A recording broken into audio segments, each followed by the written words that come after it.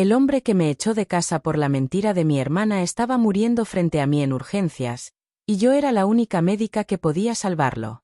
Cuando vi su nombre en la pantalla sentí que el tiempo se doblaba sobre mi pecho, porque 5 años antes me había señalado como ladrona sin dejarme hablar, creyendo la versión de quien realmente vendió las joyas familiares. Ahora su vida dependía de mis manos, de la misma hija a la que cerró la puerta con una maleta en la banqueta. A su lado, la responsable de todo lloraba, incapaz de sostenerme la mirada. Ninguno imaginó que terminarían ahí, vulnerables, necesitándome. Mientras me acercaba a la camilla entendí que no solo enfrentaba una emergencia médica, sino el momento que la vida había preparado para confrontar la mentira que destruyó mi hogar, porque salvarlo significaba mucho más que hacer mi trabajo. Mientras el monitor marcaba cada latido entendí que mi pulso no se estaba acelerando por la gravedad del caso, sino por el peso de los recuerdos que regresaban sin pedir permiso. 5 años podían parecer mucho tiempo para cualquiera, pero para mí seguían vivos en la piel, como si la noche en que me acusaron hubiera ocurrido apenas unas horas atrás. Frente a esa camilla no solo estaba un paciente crítico, estaba el mismo hombre que decidió creer una mentira antes que mirarme a los ojos y preguntarme la verdad, el mismo que tomó mis cosas, las dejó afuera y me dijo que no volviera jamás. A unos pasos, sin atreverse a acercarse demasiado, estaba quien había provocado todo. Su llanto llenaba el pasillo, pero no era un llanto de arrepentimiento profundo, sino de miedo, de quien por primera vez entendía que las consecuencias sí existen. Verla ahí, temblando, me hizo recordar cada palabra que usó para culparme, cada gesto fingido de inocencia, cada silencio conveniente cuando yo intentaba defenderme. La vida había dado una vuelta tan precisa que ahora dependían exactamente de la persona que habían destruido. Antes de seguir necesito preguntarte algo, porque esta historia no se trata solo de lo que me pasó, sino de lo que muchos cargan en silencio. Si alguna vez alguien te culpó de algo que no hiciste, si sentiste la impotencia de hablar y que nadie quisiera escucharte, quédate conmigo hasta el final y suscríbete, porque lo que estás por oír va mucho más allá de una traición familiar. Habla de lo que ocurre cuando te arrebatan el lugar que creías seguro, cuando tienes que reconstruirte sin apoyo y cuando el único camino que queda es demostrar con hechos quién eres realmente. No fue fácil llegar hasta esa sala con una bata blanca y el control de una situación que podía decidir la vida o la muerte. Hubo noches de cansancio extremo, trabajos que apenas pagaban lo suficiente para seguir estudiando y momentos en los que rendirme parecía la opción más lógica. Sin embargo, cada obstáculo fue moldeando la fuerza que ahora necesitaba para mantenerme firme frente a ellos sin que el pasado nublara mi juicio profesional. Mientras me colocaba los guantes y daba las primeras indicaciones al equipo médico entendí que el destino no solo me había puesto ahí para salvar un cuerpo, sino para enfrentar la herida que había marcado mi historia. Y para que comprendas por qué ese momento tenía tanto peso, tenemos que regresar al inicio, a la casa donde crecí creyendo que el amor familiar era inquebrantable, sin imaginar que una sola mentira sería suficiente para expulsarme y cambiar mi vida para siempre. Crecí en una casa donde, desde afuera, todo parecía estable. No éramos ricos, pero tampoco faltaba lo necesario, y durante muchos años creí que el cariño que nos unía era firme. Yo era la hija mayor, la que cumplía reglas, la que ayudaba en silencio y trataba de no causar problemas. Desde pequeña entendí que, para recibir aprobación, tenía que esforzarme el doble, sacar buenas calificaciones, ser responsable y anticiparme a lo que mis padres necesitaban sin que lo pidieran. Mi hermana, en cambio, tenía una forma distinta de moverse dentro de la familia. Era carismática, sabía cómo hablar en el momento exacto y tenía esa habilidad de hacerse ver frágil cuando algo salía mal. Muchas veces yo terminaba resolviendo situaciones que ella provocaba, no porque alguien me lo exigiera directamente, sino porque intuía que, si no lo hacía, el conflicto crecería. Con el tiempo esa dinámica se volvió normal, casi invisible, como si mi papel fuera sostener el equilibrio mientras ella ocupaba el centro de la atención. No recuerdo un momento específico donde empezara la diferencia de trato, pero sí la sensación constante de que su versión de los hechos siempre pesaba más que la mía. Si algo se rompía, primero me preguntaban a mí. Si había un problema, mi palabra necesitaba pruebas, mientras la suya bastaba por sí sola. Aprendí a tragarme la frustración para evitar discusiones, convencida de que mantener la paz era más importante que tener razón. Aún así, nunca imaginé que esa preferencia silenciosa llegaría a destruirme. Seguía creyendo que, pasara lo que pasara, existía un límite que nadie cruzaría, una línea donde la justicia familiar aparecería. Confiaba en que, si un día algo grave ocurría, bastaría con mirarnos a los ojos para aclararlo todo. Esa confianza fue mi mayor error. Las joyas familiares no eran solo objetos de valor económico, representaban historia, esfuerzo y memoria. Se guardaban en una caja especial y solo se abrían en ocasiones importantes. Yo sabía lo que significaban, por eso jamás las tocaba sin permiso. Sin embargo, hubo un periodo en el que noté a mi hermana más ansiosa, haciendo compras que no coincidían con su realidad, inventando excusas cuando alguien preguntaba de dónde salía el dinero. Nunca pensé mal, porque creer en ella era parte de la rutina. Hasta que una noche todo explotó de la forma más brutal. Esa fue la noche en que descubrí que la confianza dentro de mi casa tenía condiciones, y que yo no estaba incluida en ellas. Ahí comenzó la mentira que no solo me arrebató mi lugar, sino que me empujó al camino que terminaría llevándome, años después, a esa sala de urgencias donde el pasado y el destino se encontraron cara a cara. Con el paso de los años esa diferencia de trato dejó de ser una sensación aislada y se volvió parte de la vida diaria. Mientras yo organizaba la casa, ayudaba con cuentas y ajustaba mis gastos para no pedir dinero extra, mi hermana recibía permisos, excusas y segundas oportunidades que a mí nunca me ofrecían. No era algo que se dijera en voz alta, pero se notaba en los gestos, en las miradas y en la facilidad con la que sus errores se minimizaban mientras los míos se amplificaban. Si yo llegaba tarde por estudiar, había reclamos. Cuando ella desaparecía horas sin avisar, bastaba con una sonrisa para que todo quedara olvidado. Si yo pedía apoyo para algún proyecto académico, la respuesta era que debía aprender a arreglármela sola. En cambio, cualquier capricho suyo encontraba la forma de resolverse. Esa balanza inclinada no solo cansaba, también iba sembrando una idea peligrosa, que mi palabra valía menos dentro de mi propio hogar. Hubo situaciones pequeñas que, vistas por separado, parecían insignificantes, pero juntas formaban un patrón imposible de ignorar. Recuerdo ocasiones donde dinero faltaba y, sin pruebas, las preguntas caían primero sobre mí. También momentos en los que ella prometía pagar algo que yo terminaba cubriendo para evitar discusiones. Cada episodio me hacía sentir más visitante que hija, como si tuviera que demostrar constantemente que merecía estar ahí. Aún así, seguía defendiendo el vínculo familiar frente a otros. Nunca hablé mal de ellos, nunca expuse lo que pasaba puertas adentro, porque creía que proteger la imagen de la familia era una forma de protegerme a mí misma. Pensaba que el amor se demostraba resistiendo, aguantando, esperando a que algún día se reconociera mi esfuerzo. La tensión aumentó cuando comenzaron a desaparecer pequeñas cosas de valor. Al principio se pensó que era descuido, luego mala organización. Nadie imaginó que alguien de la casa pudiera estar vendiendo pertenencias, y mucho menos que esa persona encontraría la forma de desviar la culpa. Yo tampoco lo imaginé, porque jamás creí que la ambición o la desesperación pudieran llegar a ese nivel dentro de nuestra propia sangre. Sin embargo, cada mirada de sospecha, cada comentario disfrazado de broma y cada insinuación fueron preparando el terreno para algo mucho más grande. Sin saberlo, la narrativa ya estaba construida en mi contra, lista para activarse en el momento exacto. Todo lo vivido hasta entonces no era el golpe final, sino la antesala de la acusación que terminaría expulsándome de casa y rompiendo definitivamente cualquier idea de justicia que aún conservaba.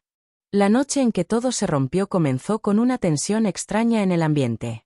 Recuerdo haber llegado cansada después de estudiar y notar que la casa estaba en silencio, pero no en un silencio tranquilo, sino en uno pesado, cargado de algo que todavía no entendía. Apenas crucé la puerta sentí las miradas clavarse sobre mí. Nadie saludó. Nadie preguntó cómo me había ido. Solo había expectativa, como si ya existiera un veredicto antes de escucharme. Sobre la mesa estaba la caja donde se guardaban las joyas familiares. Abierta. Vacía. Esa imagen me heló la sangre incluso antes de que alguien hablara, porque sabía lo que significaba ese objeto para todos. Antes de que pudiera procesarlo, escuché la acusación que cambiaría mi vida. Dijeron que yo las había tomado, que necesitaba dinero y que llevaba semanas actuando extraño. Cada palabra era una construcción perfecta, dicha con una seguridad que dejaba poco espacio para la duda. Intenté explicar que no sabía de qué hablaban, que jamás habría tocado algo así sin permiso, pero mi voz se ahogaba entre interrupciones. Mi hermana lloraba diciendo que me había visto cerca de la caja días antes, que había notado mi interés, que había querido protegerme pero ya no podía callar. Su actuación era tan convincente que incluso yo, por un segundo, me sentí atrapada en una escena donde la verdad parecía irrelevante. Busqué apoyo en la mirada de mi padre, esperando al menos una pregunta, una pausa, una mínima intención de investigar antes de juzgar. Lo único que encontré fue decepción y enojo. No pidió explicaciones, no revisó pruebas, no consideró otra posibilidad. Su decisión llegó rápida, fría, definitiva. Dijo que no permitiría que alguien capaz de traicionar a la familia siguiera viviendo bajo su techo. Traté de defenderme una vez más, pero ya nadie escuchaba. Cada palabra mía parecía reforzar la idea de culpa que ya habían decidido creer. Entonces tomó mis cosas, las puso en una maleta vieja y las dejó junto a la puerta. No hubo negociación, no hubo abrazo, no hubo duda. Solo una orden clara: irme y no volver hasta devolver lo que, según ellos, había robado.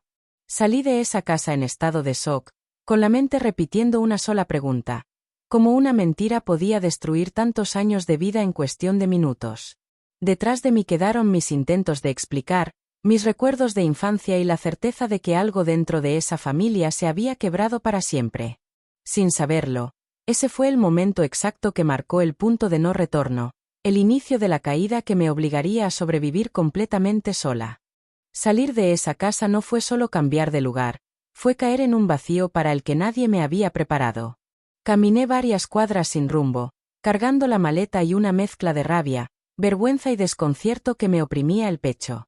No sabía a quién llamar ni qué decir, porque explicar que tu propia familia te expulsó por un robo que no cometiste no es algo fácil de poner en palabras. Esa noche terminé durmiendo en la sala de una conocida, sin poder cerrar los ojos, repasando cada segundo de la acusación como si encontrar un detalle distinto pudiera cambiar lo ocurrido. Los días siguientes fueron una sucesión de puertas medio abiertas y otras completamente cerradas. Algunos parientes escucharon la versión que circulaba y prefirieron mantenerse al margen. Otros me ofrecieron ayuda breve, siempre acompañada de esa duda incómoda que se siente incluso cuando nadie la menciona. Conseguí un trabajo sencillo para no depender de nadie, mientras intentaba continuar mis estudios con horarios imposibles y un cansancio que parecía instalarse en los huesos. Hubo momentos en los que pensé en regresar a pedir que revisaran lo sucedido, en suplicar que investigaran antes de condenarme. Sin embargo, cada intento terminaba igual: silencio, evasivas o mensajes indirectos que dejaban claro que mi presencia no era bienvenida. Entendí que no solo había perdido mi hogar, también había perdido mi voz dentro de esa historia. Habían decidido quién era yo, y nada de lo que dijera parecía tener peso suficiente para modificarlo. La soledad fue el golpe más duro. No era solo estar físicamente sola, sino sentir que no existía un lugar donde pudiera bajar la guardia. Trabajaba de día, estudiaba de noche y sobrevivía con lo mínimo, aprendiendo a estirar el dinero, el tiempo y la energía. Hubo jornadas en las que el cansancio era tan fuerte que pensaba en abandonar todo, aceptar la etiqueta que me habían puesto y dejar de luchar contra una narrativa que parecía imposible de revertir. Aún así, algo dentro de mí se negaba a rendirse. Tal vez era orgullo, tal vez dignidad, o simplemente la necesidad de demostrarme que no era la persona que habían descrito. Esa chispa fue lo único que evitó que me hundiera por completo. Sin saberlo, mientras tocaba fondo, también estaba reuniendo la fuerza que necesitaría para levantarme. Porque la caída no fue el final de mi historia, sino el terreno oscuro desde donde comenzaría la reconstrucción que, años después, me llevaría de regreso frente a ellos, pero desde un lugar que jamás imaginaron. Tocar fondo cambió algo dentro de mí. Durante semanas viví en automático, cumpliendo horarios imposibles y sobreviviendo con lo mínimo, pero llegó un punto en el que entendí que seguir respirando no era suficiente. Si quería recuperar mi dignidad necesitaba construir una vida que nadie pudiera volver a destruir con una mentira. Esa decisión no nació desde la venganza, sino desde el cansancio de sentirme pequeña frente a una historia que no me pertenecía. Retomé mis estudios con una disciplina que nunca antes había tenido que aplicar. Dormía poco, trabajaba todo lo que podía y usaba cada momento libre para avanzar materias, hacer prácticas y acercarme al único objetivo que me daba sentido: convertirme en médica. No era un sueño nuevo, pero sí uno que ahora estaba cargado de propósito. Sabía que nadie me regalaría oportunidades, así que me concentré en merecer cada una con esfuerzo visible. Hubo sacrificios que casi nadie vio. Jornadas dobles, turnos nocturnos, semanas enteras sin descanso real. Aprendí a estudiar en transporte público, a comer lo que alcanzara y a celebrar pequeños logros que para otros pasaban desapercibidos. También aparecieron personas que, sin conocer mi pasado, confiaron en mi capacidad. Profesores que notaron mi constancia, compañeros que compartieron materiales y supervisores que me dieron mis primeras responsabilidades clínicas. Cada avance era una pieza que reconstruía mi identidad. Ya no era la hija expulsada ni la acusada injustamente, era una estudiante destacada, una interna confiable, alguien capaz de sostener decisiones bajo presión. Con el tiempo, esa nueva versión de mí comenzó a sentirse más real que la que había quedado atrás. Cuando finalmente recibí mi bata blanca, no pensé en reconocimiento familiar ni en demostrar nada hacia afuera. Pensé en la joven que salió de casa con una maleta y sin rumbo, y entendí que había cumplido la promesa silenciosa que hice aquella noche: no permitir que una mentira definiera mi destino. Sin embargo, la vida aún tenía preparado el momento donde todo ese camino de esfuerzo y resistencia cobraría un significado mucho más profundo, porque el pasado no había desaparecido, solo estaba esperando el instante exacto para cruzarse otra vez en mi camino. Con el paso de los años mi vida dejó de sentirse como una lucha constante por sobrevivir y comenzó a tomar forma propia, estable, construida desde decisiones firmes y no desde el miedo. Terminé la especialidad con reconocimiento académico, algo que jamás mencioné a mi familia porque para entonces ya no existía comunicación alguna. No necesitaba su validación. La verdadera recompensa era mirar atrás y ver que la joven que salió de casa sin nada había logrado sostenerse por sí sola hasta llegar a un quirófano. Conseguí mi plaza en un hospital de alta demanda, un lugar donde el ritmo era intenso y cada turno exigía precisión absoluta. Ahí aprendí a tomar decisiones en segundos, a separar emociones de procedimientos y a mantener la mente clara incluso cuando la presión llenaba la sala. Mis superiores comenzaron a confiar en mi criterio clínico, asignándome casos complejos que requerían temple y seguridad. Esa confianza no llegó por suerte, sino por años de constancia silenciosa que finalmente se hacía visible. Mi estabilidad económica también cambió de forma radical.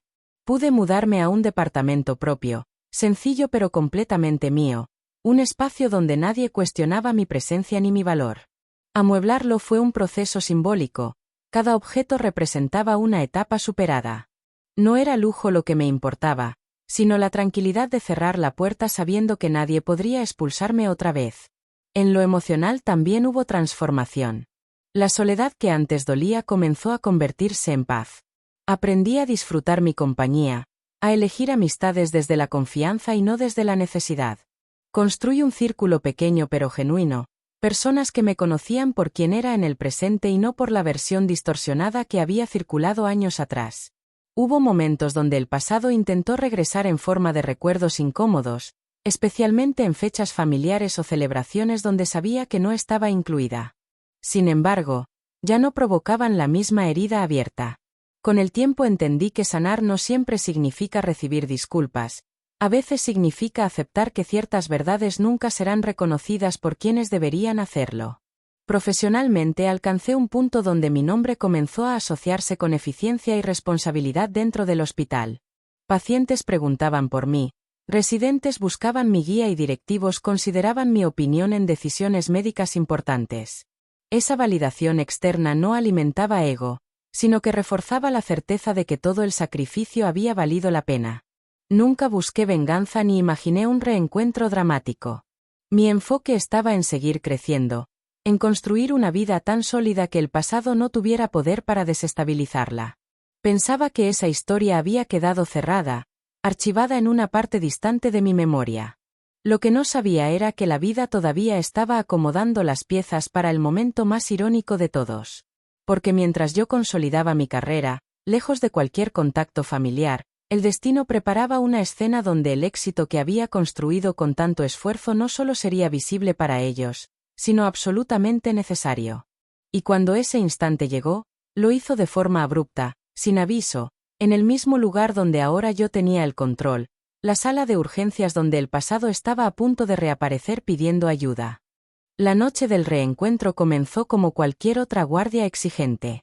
El área de urgencias estaba saturada, monitores sonando al mismo tiempo, camillas entrando sin pausa y el equipo médico moviéndose con precisión para sostener el ritmo. Yo coordinaba ingresos críticos cuando escuché el aviso de una ambulancia en camino con un paciente inestable, traslado prioritario. Nada fuera de lo común hasta ese punto. Cuando la camilla cruzó las puertas automáticas, mi atención estaba enfocada en los signos vitales, en los reportes paramédicos, en cada dato clínico necesario para actuar rápido. Sin embargo, bastó un segundo para que todo el entrenamiento profesional chocara con algo mucho más personal. Reconocí el rostro incluso antes de ver el nombre en la ficha. El tiempo no borró los rasgos que habían marcado mi historia, solo los había envejecido. Era él. El hombre que años atrás decidió creer una mentira antes que escucharme estaba inconsciente frente a mí, conectado a oxígeno, con el pulso irregular y la piel pálida. Durante una fracción de segundo el ruido de la sala se volvió distante, como si alguien hubiera bajado el volumen del mundo. Mi mente viajó directo a la puerta cerrándose, a la maleta en la banqueta, a la orden de no volver jamás. El monitor marcó una caída brusca y ese sonido me obligó a regresar al presente. No había espacio para congelarse, su vida dependía de decisiones inmediatas. Comencé a dar indicaciones al equipo con voz firme, pidiendo estudios, estabilización, acceso venoso, todo bajo protocolo. Mientras trabajaba sentía la mirada de alguien clavada sobre mí. Giré apenas la cabeza y la vi. Mi hermana estaba a unos pasos, deshecha, llorando sin control, con las manos temblando. Su expresión no era la de quien me recordaba con superioridad, sino la de alguien que entendía perfectamente quién tenía ahora el control de la situación. Nuestros ojos se cruzaron por primera vez en 5 años. No hubo palabras, pero sí un reconocimiento inmediato del peso que nos unía. Noté que intentaba acercarse, como si quisiera decir algo, pero la gravedad del momento la mantenía paralizada. Su llanto llenaba el espacio entre órdenes médicas, creando una tensión emocional que el resto del equipo no comprendía del todo. Para ellos era solo un familiar angustiado, para mí era la persona cuya mentira había desencadenado todo. Mientras estabilizábamos al paciente, comenzaron a llegar más datos clínicos, complicaciones cardiovasculares severas, intervención urgente necesaria para evitar un desenlace fatal. El caso requería rapidez y experiencia, y esa noche yo era la médica con mayor capacidad disponible para liderarlo. No había reemplazo inmediato, no había opción de delegar sin ponerlo en riesgo. La ironía era tan brutal que casi resultaba irreal. La misma hija expulsada por traición ahora sostenía la única posibilidad de mantenerlo con vida. La familia que me cerró la puerta dependía completamente de mi preparación, de mis años de sacrificio, de todo lo que había construido lejos de ellos. Antes de trasladarlo al área de procedimiento, mi hermana finalmente reunió valor para hablar. Su voz salió rota, apenas audible, llamándome por mi nombre como no lo hacía desde aquella noche. No pidió perdón en ese instante, no explicó nada, solo dijo que confiaba en mí, que sabía que yo podía salvarlo.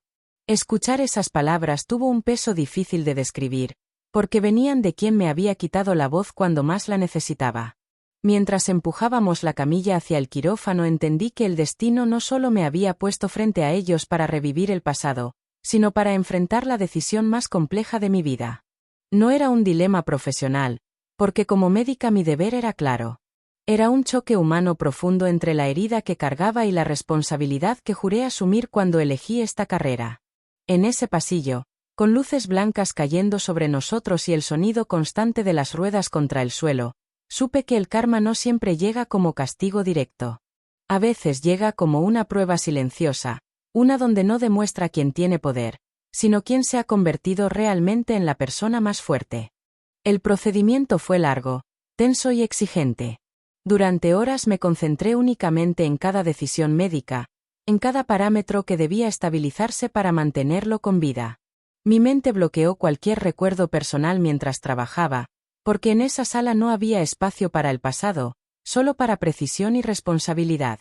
Cuando finalmente logramos sacarlo de la fase crítica y trasladarlo a cuidados intensivos, sentí el cansancio caer sobre mis hombros de golpe, como si mi cuerpo hubiera esperado ese momento para recordar todo lo que estaba en juego.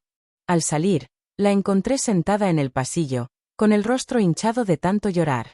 Al verme levantó la mirada de inmediato, buscando respuestas en mis gestos antes de que yo hablara. Le expliqué el estado clínico, el pronóstico reservado, los cuidados necesarios.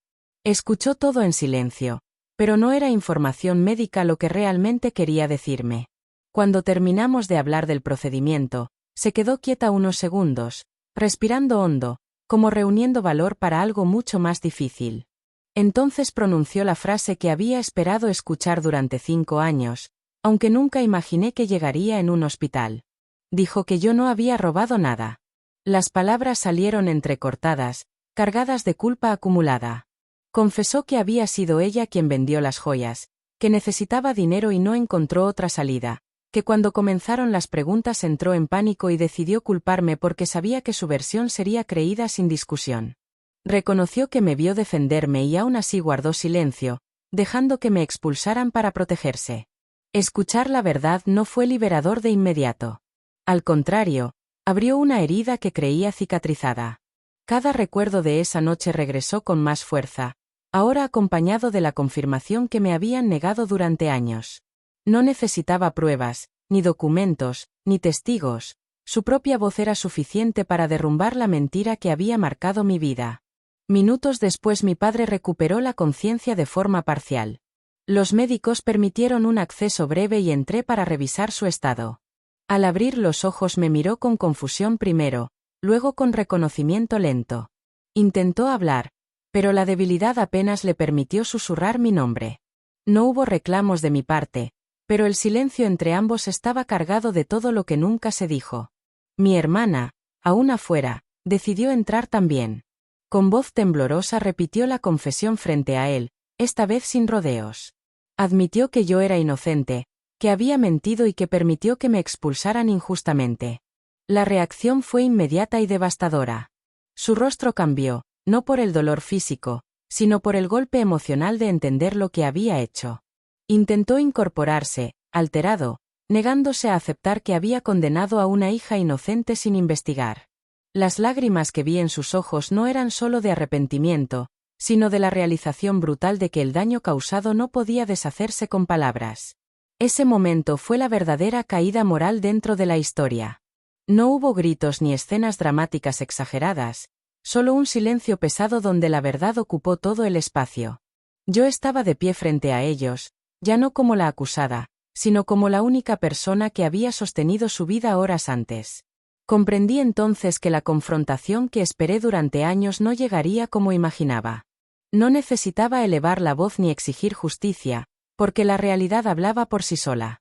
La hija expulsada era ahora la médica que lo había salvado, y la mentira que destruyó mi hogar acababa de derrumbarse frente a todos sin que yo tuviera que pronunciar una sola acusación.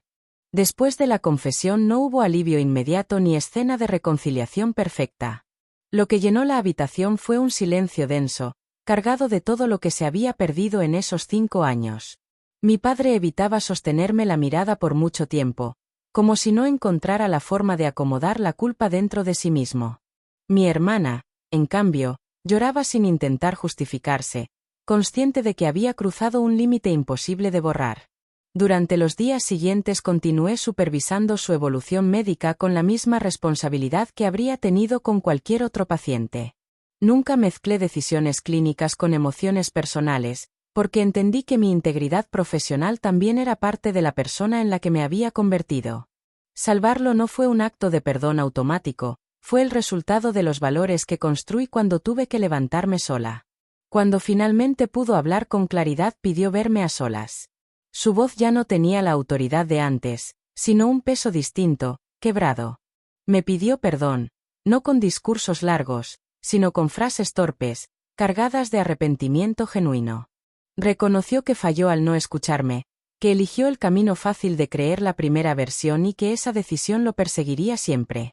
Escucharlo no borró el pasado, pero tampoco me dejó igual.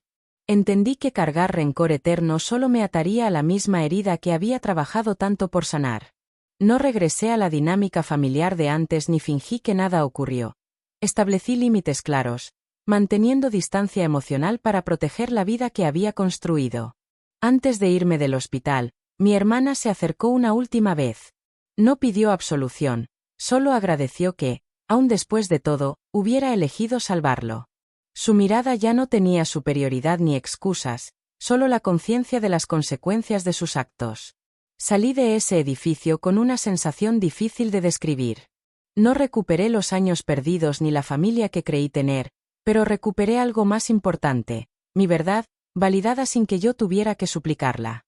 La vida no me devolvió el pasado, pero me permitió cerrar la historia desde un lugar de fuerza. Porque al final entendí algo que nadie me enseñó en casa, que la justicia más profunda no siempre castiga a quien miente, sino que eleva a quien resistió sin convertirse en aquello que intentaron destruir. Y esa noche, mientras me quitaba la bata, supe que ya no necesitaba que creyeran en mí, porque yo misma me había convertido en la prueba de quién era realmente.